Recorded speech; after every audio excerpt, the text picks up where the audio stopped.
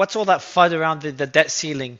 You're going crazy about it for days, and now suddenly it's a nothing burger. What do you have to say, I'm the Danish? one that You broke it. you want What to are you say, talking about? yeah, exactly. You want to say, but before you broke it, man, you want to say Robert Wolf was right again? No, dude, Robert Wolf is never right. I just try to like Our give him boy flowers Robert because Wolf. he's I wanted to invite him to this space, but he didn't accept because there's no competitor to Biden. That's my guess. All right, let me get the invites out. Andrew, it's good to see you again. How are you? Hey Mario, great to be here. Hey everyone. I have a question for you, Andrew. Oh yeah, fire away. That's what I'm here Why are you for. here on a Sunday? Everything's okay? Uh, well, because I'm chilling with the family. They're out, so it was me watching the Mets lose, and I thought, why not opine as to who the heck the next president's going to be? Okay, yeah, I think it's a better way to spend your time. We've got Erin. How are you? Good to see you as well. I'm gonna start sending out the invites. Give us a couple of minutes, and while I'm sending out the invites, Sully, do you want to give us a quick update on yesterday's space? I know it crashed, glitching, and all that, people getting kicked off. But what was yesterday's story, and what's the conclusion from the very short space that we did? Yeah, of course. So yeah, hi everyone. Yesterday's space was about it was about censorship related to COVID, and the focus was the United Kingdom because there were certain reports coming out from the United Kingdom in terms of government intervention and links to and the intervention through mediums such as Facebook, Meta, and various other social media platforms, and also how, for example, the way basically the government in the United Kingdom manipulated the public to ensure that basically there was fear mongering going on to ensure that they basically people took the vaccine as well as engaged or accepted the lockdowns. So that was yesterday's space, but unfortunately we did end early because there was issues with Twitter. I believe the key reason for it is because Elon Musk did say that he's stress testing the Twitter Spaces for tomorrow's space with RFK Jr. Yeah. And was there anyone making an argument that level of censorship was okay? Because I think everyone is going to be too chicken to make that argument. I had to say they're trying to make it because no one else was. Nobody was making that argument. Everyone's a chicken, Hardly. that's why. Yeah. Yeah, Well, everyone's a yeah. chicken, including you. And how did you balance it out? How did you balance it out if no one's making the argument? I do not balance. My job is to speak the truth, so I ensure that I spoke Oh, the truth. bro, bro. Okay, it's fucking ridiculous, man. You're turning on me now. That was ridiculous. Threw me under the bus. Doesn't give a fuck. All right, I've sent out all the invites. Let's kick it off. So I've got a question for Andrew, and I'm sure that let me get Sarah up. Let me get Seb. Good to see you, Mr. Gorka. All right, I'm gonna kick it off with a question. Danish and Sully will probably dominate the mic. But Andrew, my first question is it's a very broad one. We had a speaker I was inviting, a special guest, and I'm not talking about Mr. Wolf. And he said, Mario, I'm not going to come on the space because there's really no Biden versus Robert F. Kennedy Jr. It's just Biden. And he did not want to bring attention to this debate because there is no debate. Would you agree with that statement? Well, I would agree with it literally because there are going to be debates. Fair point. So if that's the standard he's using, it's hard to argue. Um, so here's the fundamental problem. I think RFK Jr. is going to have a big audience for the Twitter space. I hear he's going on Rogan, which is going to be an even bigger audience. But there's a fundamental process problem in that the DNC has already essentially said no debates. And the other thing is that 69% of Democratic primary voters take their cues from the corporate media. And when you're talking about the corporate Democratic facing media, you're talking about the holy trinity of New York Times, MSNBC, CNN. And so if you catalog the number of times that RFK has been favorably included or featured in those three outlets, I'm going to guess it's like less than the number of fingers I have on one hand. It's just a guess. So if you have three dimensions to a campaign, um, one is your polling, which RFK is doing quite well in, objectively speaking. Two is fundraising. I don't know RFK's numbers, but I imagine that they are fairly robust. But then the third car is media, particularly in a Democratic primary, compounded by the fact that the DNC will not have debates. So you're going to see a lot of folks calling for debates. They'll be pointing at the polling numbers, but I doubt the DNC is going to be moved. Actually, it's probably the opposite. It's like the better RFK does, the lower their likelihood to have a debate. So, Andrew, So thanks for joining us.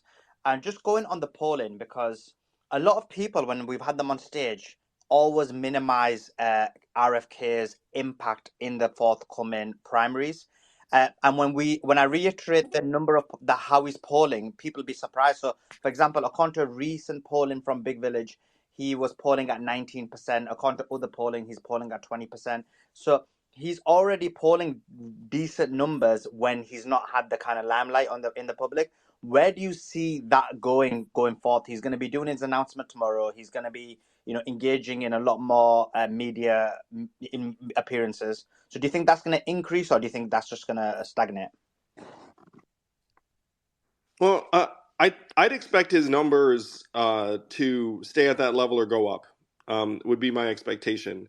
I think right now he has a lot of positive name ID among older voters because his name is literally RFK Jr. and you're gonna have signs saying Kennedy Democrats. And if you ask a primary voter, it's like, hey, who are you gonna vote for? And they see the name Robert Kennedy. There's a strong dose of affection and history and even loyalty among some people. And I think he's an effective messenger, and that when people see his stuff, a lot of people will be very drawn to it.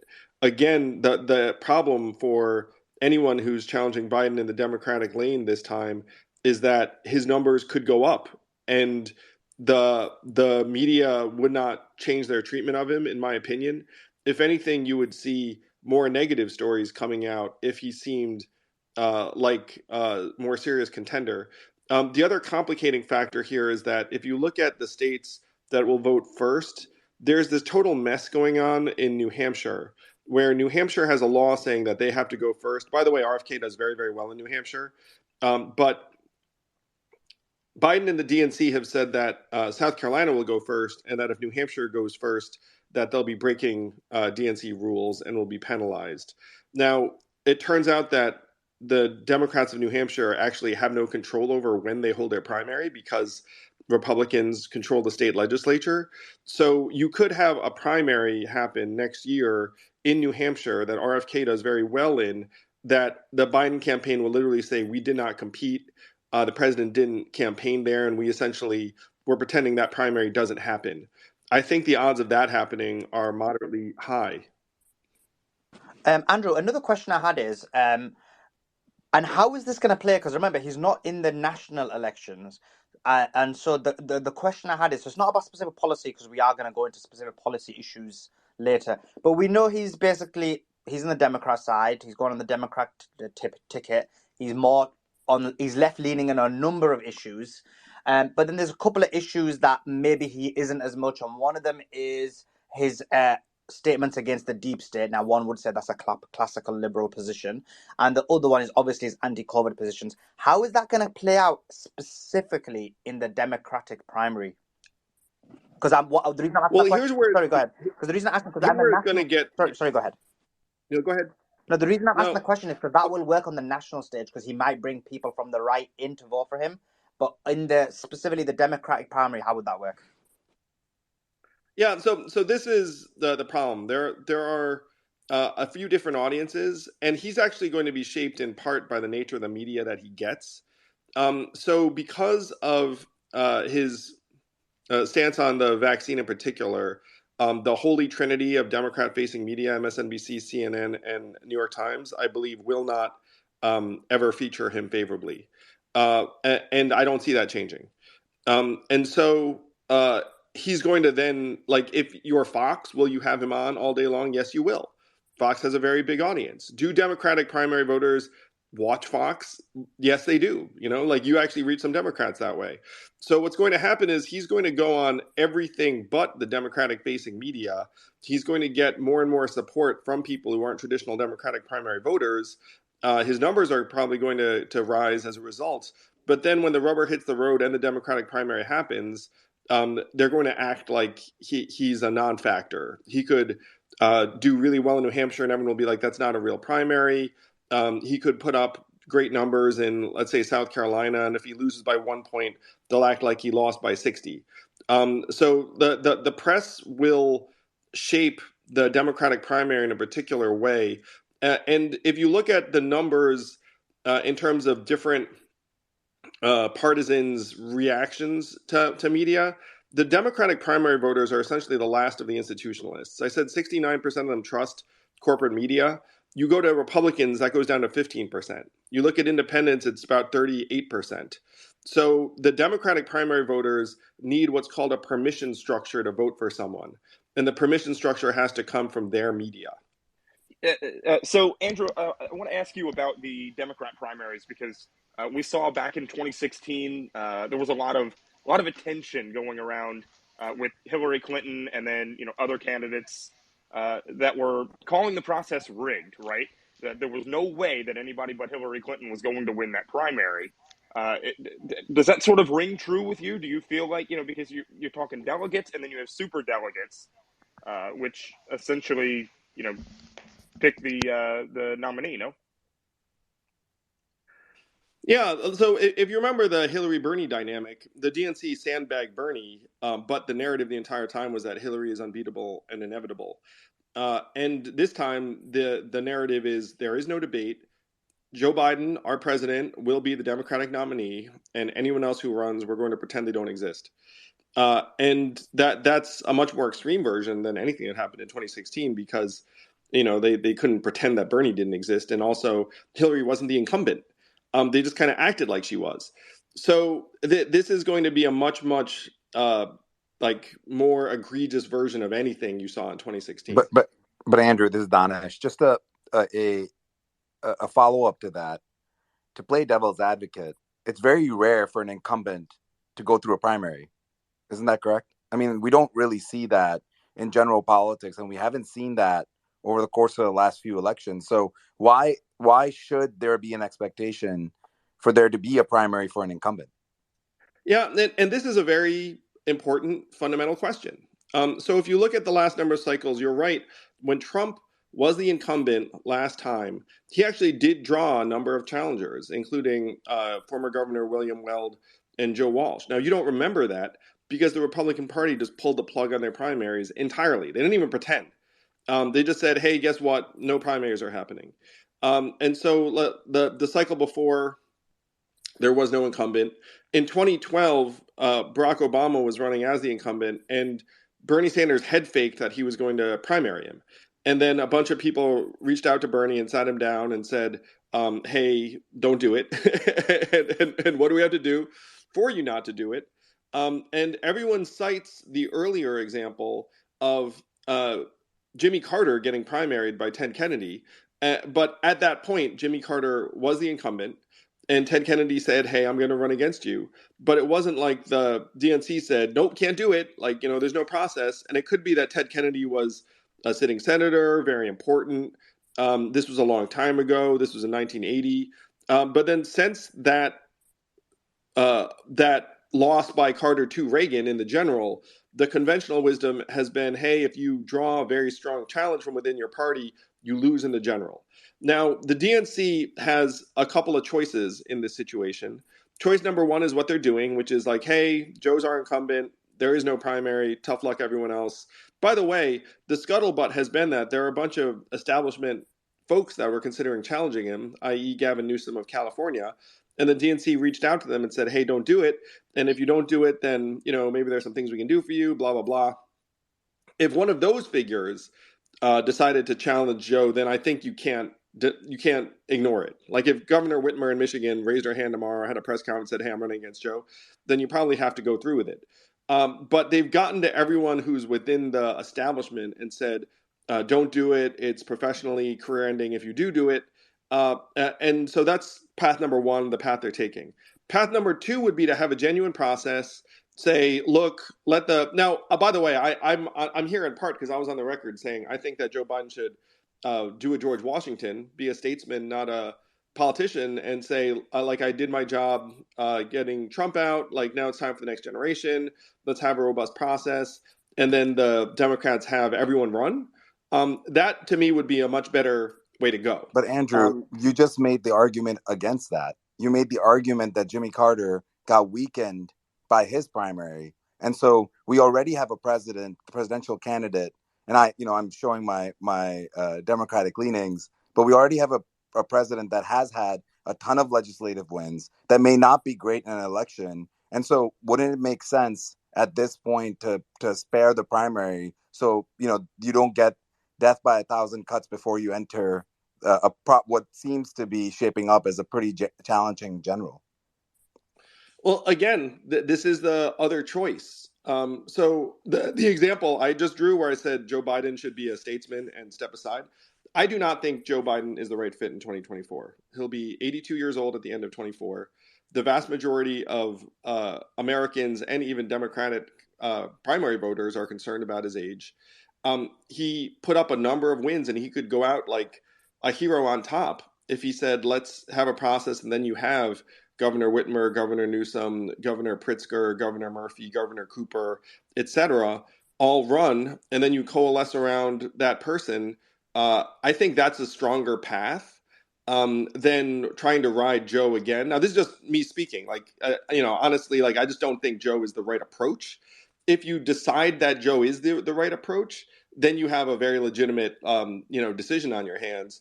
And like I said months ago, I was like, look, if Joe runs again, they're not going to have a series of debates because the last thing they want to do is have their, 81-year-old incumbent debating Marianne Williamson and RFK like 5 times. Like that's just not going to happen. Andrew, before I ask you another question, just want to give a shout out, Dave Smith. I know you've interviewed RFK, so I really appreciate you coming on, and we're going to have a list of questions for you as well. So good to have you. I think it's the first time on the stage, Dave. Is that correct? Yes, it is my first time. Happy to be here. Pleasure to have you, man. Thank you so much. Andrew, I'm just going to ask you two other quick questions. Sorry to interrupt, Danish. Before we go to Dave, the first one is going back to the vaccine.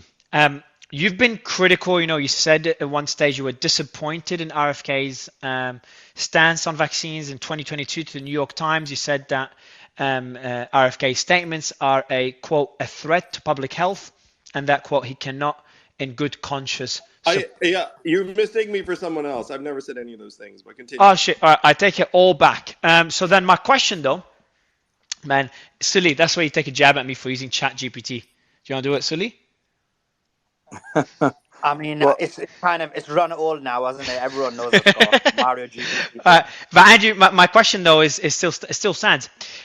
Do you how much of an impact do you think Robert's stance or RFK's stance will have on vaccines, will have on his chances for becoming the Democratic nominee, especially as we've seen the public opinion shift over the last couple of years on people's stances on vaccines and COVID lockdowns, etc. So we'd love to get your thoughts on this one. And then the second question, I'll put them both together. Second question is, who do you think will fare better debating Trump? And I know it's an easy question, but how do you think RFK will perform in a debate with Trump, and how do you think Biden would? Yeah, so I think we're all assuming that Trump is the front runner in the Republican field, which he is. So I referred to it earlier.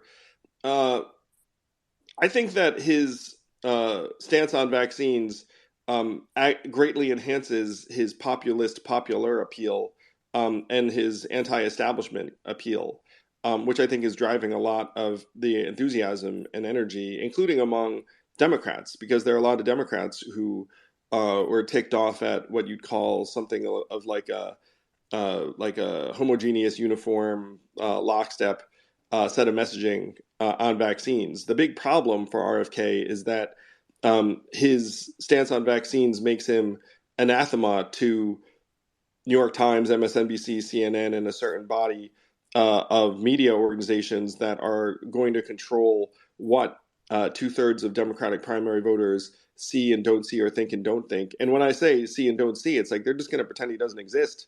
Or if they do mention him, the entire headline is going to say like vaccine skeptic or anti-vax or whatever the heck the thing is. And so it's a bit of a double-edged sword. I think that he's speaking for a lot of Americans of every political stripe, and he's energizing a lot of them because of his stance. But I think it's just like beyond the pale for most of the major media orgs. The only follow up on vaccines, really quick, Andrew, was, while there is a contingent of the Democratic Party that has significant concerns around the safety and efficacy and rollout of the COVID vaccine, I think the large majority of the Democratic Party believes that MMR vaccine does not lead to autism. In fact, when you look at those specific stances around prior vaccines, pre COVID, the large majority of them don't think that. And a lot of them are not aware that that is RFK's stance. What are your thoughts as more information comes out about his stance on vaccines in general, that there might be some pushback that comes? No, I mean I agree with you. And when I said that there's some subset of Democratic voters who are sympathetic to his messaging, I don't think it's a majority. And I think some are sympathetic to some aspects of what he's saying, but might disagree with the specifics, including what you just stated. Yeah. You dropped out, Sully. Sully dropped out. Andrew, Oh, sorry. are you there? You good now? Yeah, you can go there if you Cool, want, cool. Mario. If you got Yeah, anything. I've got a question for Dave, if you don't mind, Sully. Andrew, I'm just going to ask a question for Dave because Dave, you've interviewed RFK. So before we ask you a few specific questions, general thoughts. How did the interview go? And your thoughts on RFK's stances and his chances of becoming the Democratic nominee? Well, I'll say, yeah, I was impressed with the guy. And one thing that's kind of nice about RFK, and this is almost kind of separate from where you fall on any of these issues. RFK, when you ask him a question about any given subject, you get the feeling that he's read a book about it before. And that itself kind of separates him from like Donald Trump. You just kind of get the feeling that like he saw a Hannity episode about it and made up his mind. And Joe Biden, you kind of get the impression that he is reading the words that are written down in front of him and is not aware that the words are connected to other words in that sentence. And so like that alone is kind of refreshing. I was impressed that he really seemed like, even with the stuff with, like say the MMR vaccine leading to autism, which I think I'm certainly not convinced that's the case, but the guy's like not only read books about it, he's written multiple books about it. He's got like a well thought out opinion, agree or disagree with him. So there's something impressive about the guy. And I think that his campaign is fascinating in a lot of ways. The only parallel I could think of is the Ron Paul campaigns in 2008 and 2012, where you have a guy who's running against, he is 180 degrees opposite to his party on their biggest issues, like where Ron Paul was compared to where George W. Bush was on the wars. And if you think about the COVID vaccine and the war in Ukraine, these have been the two biggest policies that the Democratic establishment has been pushing. And he is 180 degrees opposed to them. And what's really interesting about campaigns like this is it's kind of a measuring stick.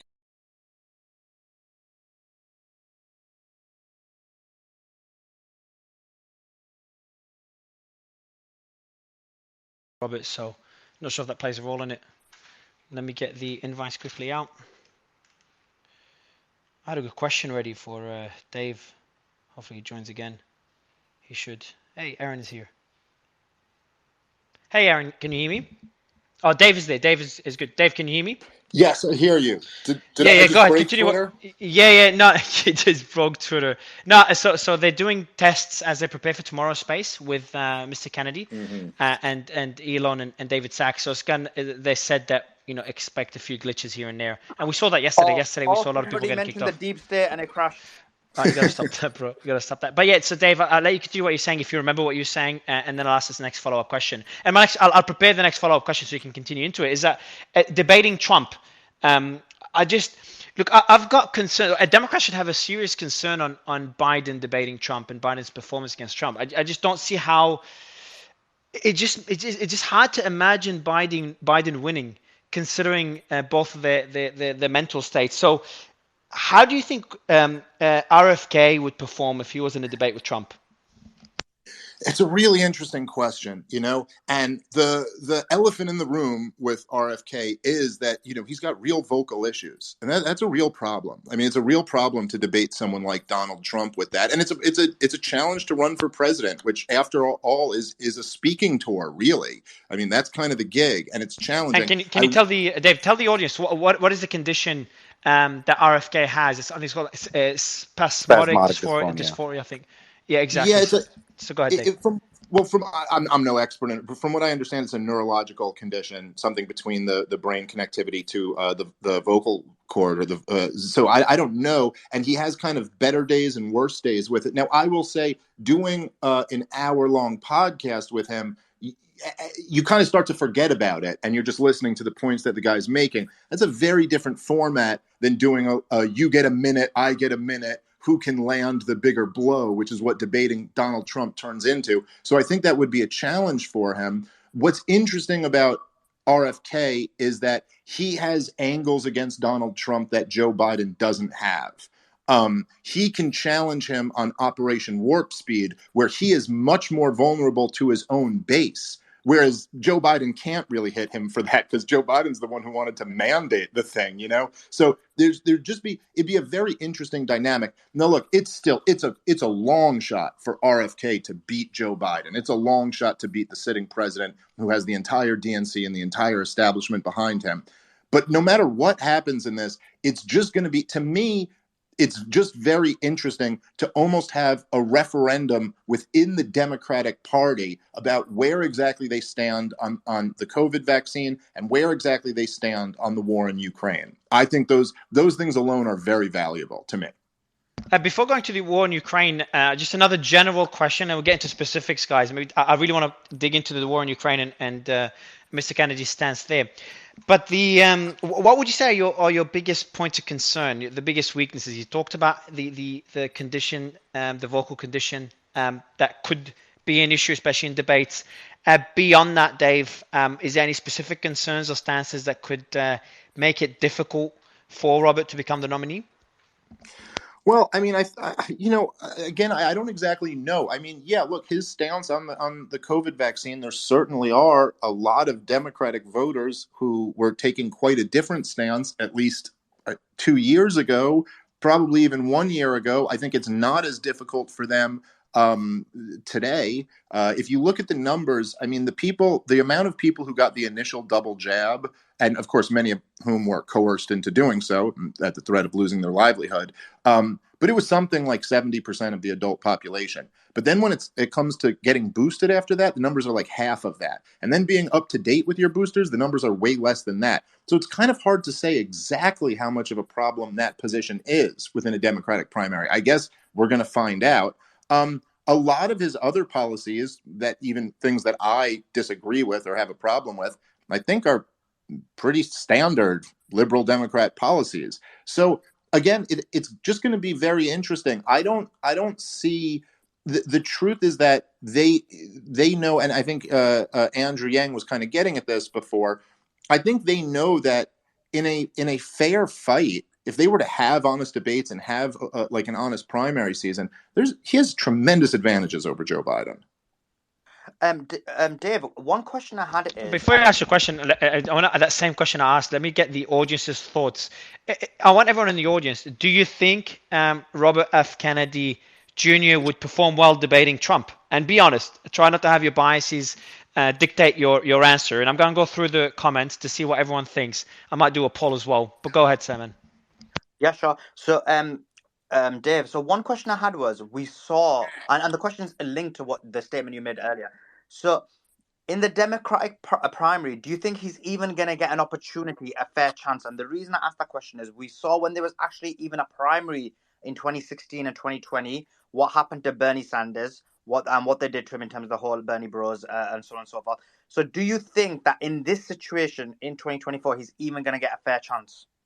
Oh, it is a 100% guarantee that he will not get a fair chance. There's no question about this. I mean, the DNC rigged the election against Bernie Sanders in 2016. In 2020, they had all of Joe Biden's competition drop out and endorse him before Super Tuesday and made sure Elizabeth Warren stayed in to challenge him. Joe Biden had his campaign team get 4 former heads of the CIA and 50 different intelligence officials to swear up and down that Hunter Biden's laptop was had all the earmarks of Russian disinformation. You know, it's really funny, and for all the talk about how Donald Trump tried to steal the election, the Democratic establishment tries to steal every single election. There is 0.0002 infinity percent chance that this will be a fair process. The question is, how much can they rig it this time? Like, we're living in a very different world. Even, as I was listening to Andrew Yang a few minutes ago say, well, he's going to get blacked out of MSNBC and CNN, or he won't get fair coverage there. It's like, yeah, okay, but more people will probably listen to this than listen to any show on there. So the question now is does he go on Joe Rogan's podcast? Does he go on all these huge other platforms where he can shine and where he's got a long form, platform to really dig into these issues? How much of an effect does that have? To me, that's the only question. I bet every dollar I have that the DNC will not give him a legitimate, fair process. And Dave, just to add to that, I mean, I completely agree with you, and it's going to be up to him and his team to be smart and to ensure that they get engagement, come onto these bigger platforms, because he is going to be shut out by the mainstream media. So I agree with you. But Dr. Danish, got a question for you. So go ahead, Danish. Yeah, Dave, it's Danish. Just wanted to follow up a little bit on the commentary that you were making before the space crashed. I love the way that you explained. I never put 2 and 2 together, and I never made the connection between him and Ron Paul and how he was super anti-war when others weren't, when he was, and all of those connections. But Ron Paul never won. And so now, are you saying, and I know How that the close? podcast, What were his numbers, Danish? What were his numbers? What were Rand Paul's numbers? Ron Paul, his father, Ron Paul, sorry. He never got above 20% of the vote. Yeah, and so was it just a different time, Dave? Is that your argument, that it was just a different time and a different media landscape? Well, it's just factually true that it was a different time and a completely different landscape. And back at that time, a blackout on CNN was much more devastating for a presidential campaign than it is today. There just weren't the other alternative platforms. But, another way to look at this is that, and just the parallel that I was drawing was just that at the time when George W. Bush, the Republican president, is saying, you're either with us or you're with the terrorists, Ron Paul is coming out and saying, well, actually, it's the U.S. military that kind of started this fight. And actually, our foreign policy is what provoked Osama bin Laden and created all this hatred. It's just the most polar opposite thing from what his establishment is saying. And I see a similarity in that to RFK saying this vaccine that you guys are mandating is actually harming people and not helping them at all. And the war in Ukraine is not being fought for all of the reasons that you claim. Now, you could look at it like this. Ron Paul comes along in 2008 and 2012 and is in some ways a measuring stick for how okay is it to say this in a Republican primary. And no, he didn't win, but he did get millions of people to vote for him. He did break all types of fundraising records, and he did generate tremendous enthusiasm. And then the next presidential nominee, Donald Trump, stood up there and ran and won on the anti-war position. Now, he didn't follow through on that perfectly, but he won on the position that we should end these wars. So you could theoretically, I think those two things are related. I think there was a contribution to that. The major difference is that you're talking about Republican primary voters and Democratic primary voters. They're just different populations. A Democratic primary electorate is going to be vast majority, or not vast majority, but majority college educated or aligned, still middle aged, is going to be the bulk of it. And the permission structure is just different in the Democratic Party versus the Republican Party. I mean, you saw it with Trump's victory in 2016, where Trump's like, yeah, whatever your bullshit orthodoxy is on trade or military interventions, like fuck that shit. Like I'm just gonna say what I think and what everyone's actually thinking, and everyone's like, yeah. It's just a different environment on the Democratic side, and it's a different relationship with the media. I mean, I think that running now, you would try and obviously max out like new platforms and space and podcasts, and the dominance of corporate media is fading every month, quarter, whatever it is. But when it was last measured, still 69% of Democrats have a high trust in corporate media. So let's say you shave a few points off that, you knock it down to like 65, 60 even. You still have like a very hard shell around a certain body, probably a majority of Democratic primary voters. But Yeah. Andrew, the So challenge. Sorry, go ahead, Dave. no, well, so I don't necessarily disagree with all of that. I mean, I'm saying there's parallels between the two. I'm not equating them and saying that there's no differences. That's what's so interesting about RFK's campaign, is that it's kind of going to be a measuring stick. I mean, yes, you make some fair points. Also, at the same time, an 80-year-old socialist almost beat Hillary Clinton, and they kind of had to cheat in order to make sure he didn't. And it's true that polls will show in the 60s percentage of Democratic voters trust the mainstream media, but what percentage of them actually watch it and listen to it? I mean, CNN can't crack 1 million viewers a night on any of their shows, So it's just, again, I'm not saying you're right. There are differences between where the Republican base is at and where the Democratic base is at, but we're going to kind of find out with this RFK campaign. And right now, considering the state of as you've mentioned before, the coverage or lack thereof or negative coverage he's getting from the corporate press, I mean, the poll numbers are pretty interesting. He's actually doing very good for someone who's mounting a primary campaign against a sitting president who's getting no corporate press attention or just negative attention, where they're censoring him and then telling you they did that because he was wrong. It's pretty fascinating that he's doing so well. One other. And Dave, you and I don't disagree really. Like I agree that there's like these successive waves of anti-establishment energy and candidates, and I think Bernie's a great example. And the waves are just going to keep coming. And the question is, how high can the water level rise in any given cycle? Yep. So, I mean, and that's the question, isn't it? Because essentially, you've got this anti-establishment sentiment on the right, and This is getting annoying. Aaron, I want to go to you, but Andrew, there's a narrative that hasn't stopped. That goes, Dave, you can answer that question as well, and Aaron, if you can touch on it as well. There's a narrative that is gaining a lot of steam, and that's the anti-establishment. And this is something that Sully says in every freaking space. Anti-establishment blames everything on the establishment, and this is something that will benefit Robert, and obviously benefits Trump. I want to get my two questions. One's unrelated to RFK, and that's why do you think that narrative is gaining so much traction, and do you think that plays a role in RFK's popularity as a contender to Joe Biden? Andrew, Aaron? Yeah. And Aaron, I'll shut up and let you take this one if you want. Actually, let me just shut up. Aaron, go ahead. You can go ahead and take that one, Andrew. I had something else to say. But You're like the opposite of me and Sully. We like shut each other up because we both want to speak. All right, Go ahead, Andrew. Yeah, I'll hit this one, then you can take it away, Aaron. So if you look at all of the Gallup polling on institutional trust, it's just been declining very steadily over a multi-decade, even multi-generational period. And it's not just the presidency. It's education, media, big business, healthcare, like you name it. Our institutional trust has declined across the board in just about all of these things. I think the most trusted institution in American life right now is the military at above 50%. After that, it might be like librarians. It's definitely well below 50% for the presidency. And so in that environment, people are going to get more and more ticked off and more drawn to anti-establishment appeals. And the Democratic Party is like the last of the institutionalists who are holding down the fort. There are some people that feel very, very, and by the way, I think I probably speak for a lot of people here. It's like, I'm not reflexively anti-institution. Like I want institutions to be great, to perform great. Like, but it's frustrating to a lot of Americans where it's like when they do screw up, like there's this total like blotting out of the screw up that makes us lose trust.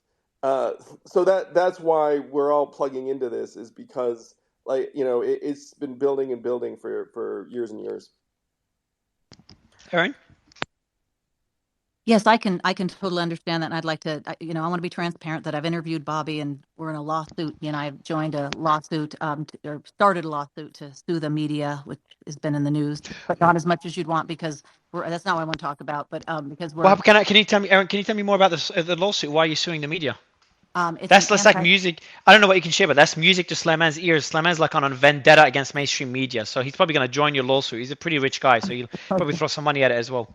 Go That's ahead, Erin. awesome. No, I was just wanted to be transparent about, about knowing Bobby, but there are nine, I think nine of us.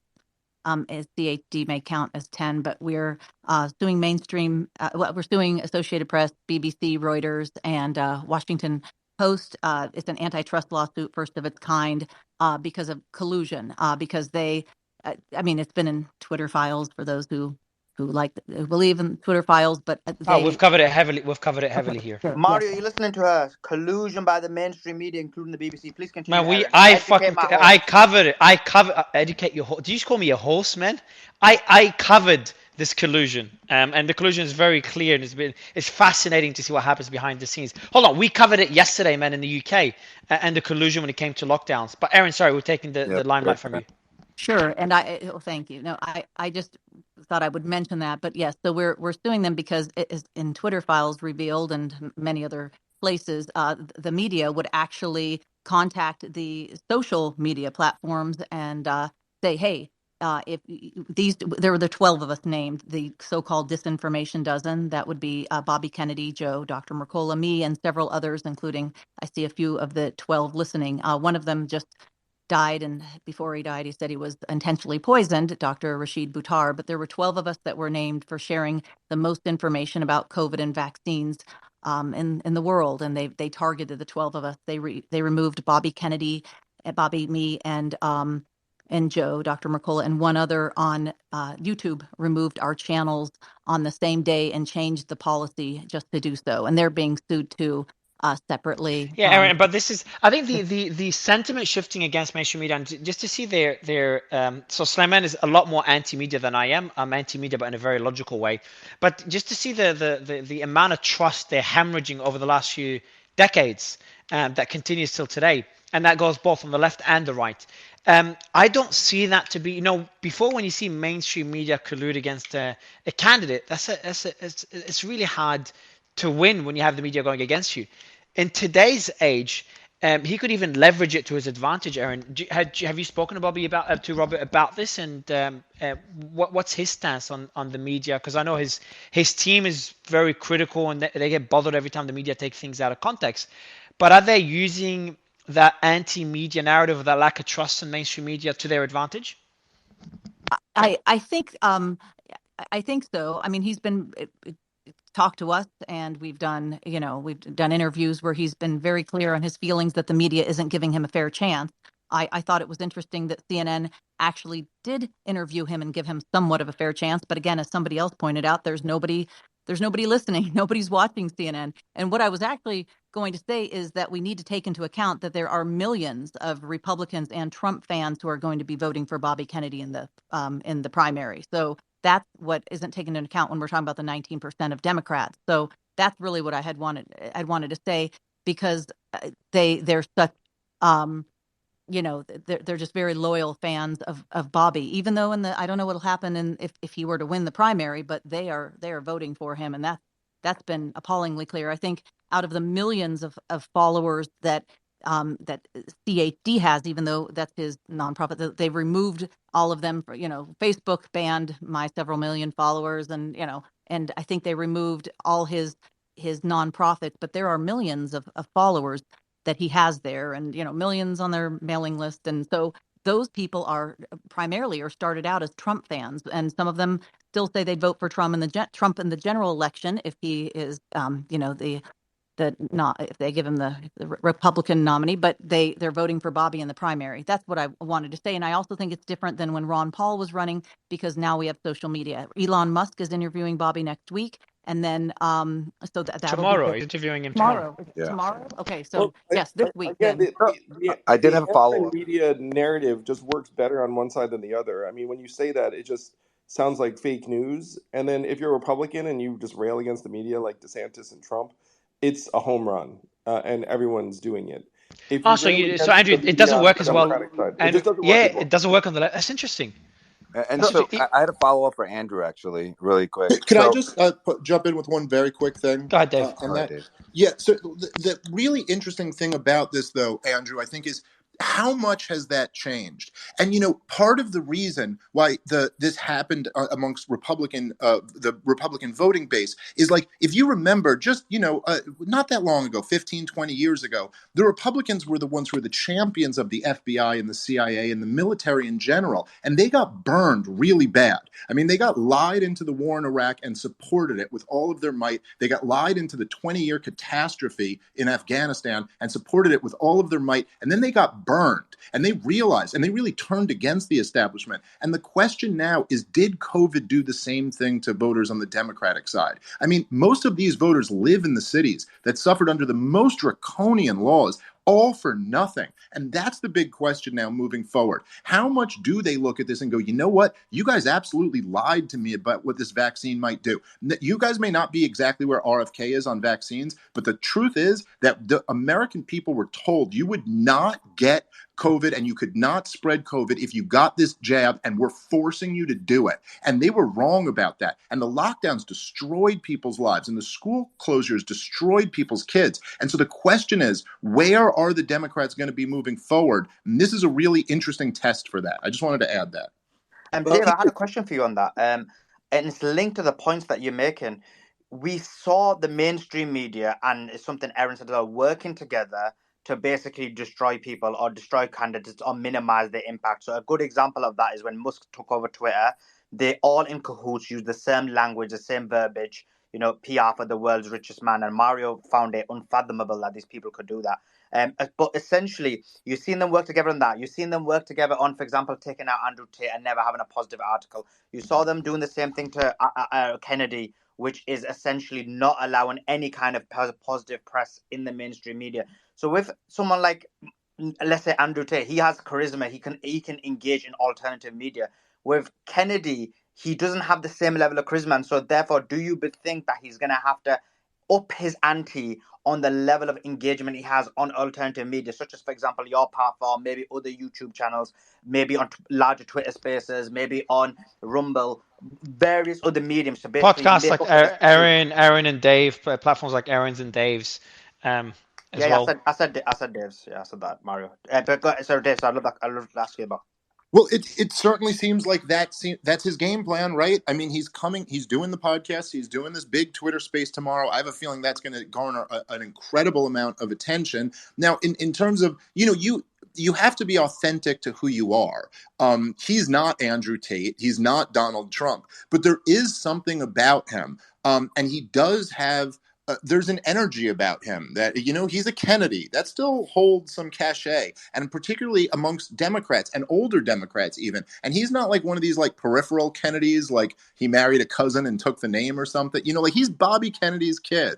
And I think that still holds some weight to it. But I think he has to be who he is. And I think that the long form, in-depth conversations that are not like what the mainstream, corporate press has typically been, where it's kind of like these very quick bullet point interviews. I think that's where he shines, and so I think that's his advantage. Something you said, Dave, earlier, which was that he won't have a fair shot. I have a question for Andrew. So, Andrew, you know that this question is going to come at some point, but I might as well just ask it here up on our spaces since you're here on a Sunday. If RFK Jr. doesn't get a fair shot, and if RFK Jr., there is no primary in the Democratic Party, and he looks for a home, is Forward Party going to open up your arms and say, you know what, you have a place with us? Oh, so we've already spoken about how there aren't going to be debates. The primaries aren't going to be covered in the same way.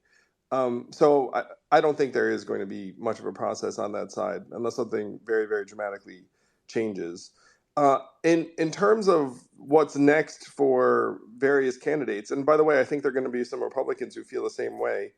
The major effort right now is through an organization called No Labels that is spending $50 million on ballot access. I think they have it in 5 or 6 states now, and this is public, so I'm not spilling any beans. But like they're exploring a possibility of running a Republican and a Democrat together, or a Democrat Republican, some combination. So the mechanics of running a presidential candidate is that you need ballot access on a party line. So this question is suggestive of the Forward Party. So those of you who don't know, I am the co-chair of the one of the most prominent third parties in the country now. I think we might even be number 3 by resources, though I joke all the time there's a very steep drop off between 2 and 3. But I'll be frank and say we're not looking at the presidential, and we won't have ballot access in all 50 states by 2024. So to the extent that someone wants to run as an independent, they would either need to team up with No Labels, or they would need to be getting ballot access like immediately, which has a cost typically of, let's say, tens of millions of dollars. And even if you have the money, in some cases the money's not enough because you need some time as well. And Andrew, just to jump on that question, to ask an additional question. If hypothetically he does get screwed over by the Democratic Party, which is highly likely, and he was to run as an independent, who would he take the votes from? Like, do you think he'd take votes from Trump, or do you think he'd take votes from Biden? Well, again, in practical terms, like it would probably depend largely upon what ballot line he's under. So if you look at what's going to happen in the general in 2024, I believe that you're going to see like No Labels line. If like, I mean, they will have procured the line. I don't know what they're going to do with it. You're going to see a libertarian line. You're going to see a green line in, like, 37 or 38 states. So I think who he takes votes from is largely dependent upon what party line he's standing with and who his running mate is and his messaging thereafter. I think most of us listening to this, by the way, right now, think he is going to get shafted by the DNC. Marianne Williamson will probably feel the same way, and so and you're going to